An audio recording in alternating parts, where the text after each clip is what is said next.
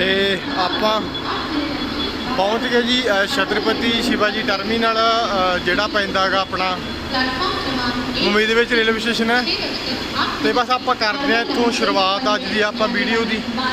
तो देखते हैं आप घूमांगे तो ना तुहानूं भी घुमावांगे। आप अज घूमांगे सब तो पहले असीं जा रहे हैं जी gate of India, Taj hotel के बिल्कुल सामने। हनेरा है सवेरे 6 बजे का टाइम है। अज ही सोचा सी पूरा दिन एक ही दिन साडे कोल कवर करना अज पूरा, ठीक है। चलो मिलते ही बात हूँ इंस्टाग्राम और वीडियो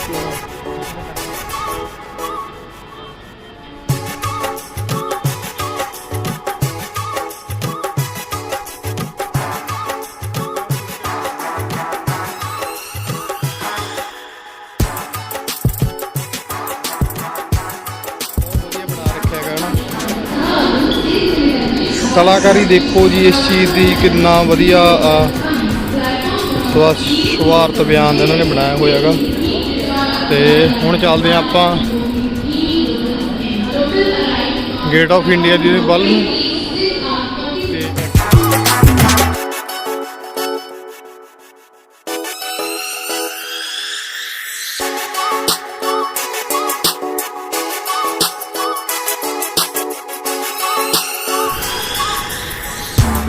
हुण चले आप बाहर नूं।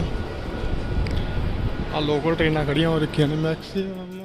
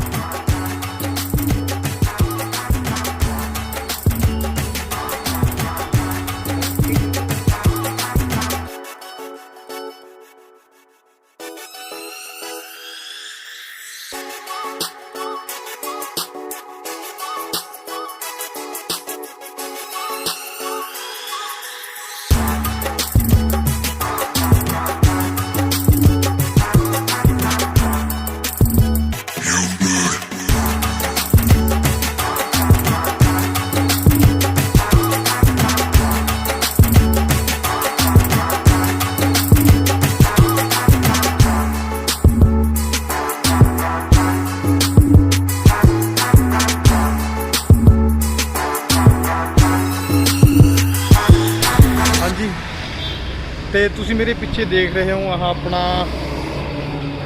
आप है इस time church gate sorry Chhatrapati Shivaji terminal Mumbai दे विच। ते आप हुण इत्थों जा रहे हैं गेट ऑफ इंडिया जावांगे इतों। बस हुण असीं लैने आगे वो आटो। मेरे पीछे देख सकते हो बहुत नगर पालिका का मुख्यालय बना हुआ पीछे तुसीं देख सकते हो। तो चलो जी फिर चलते हैं।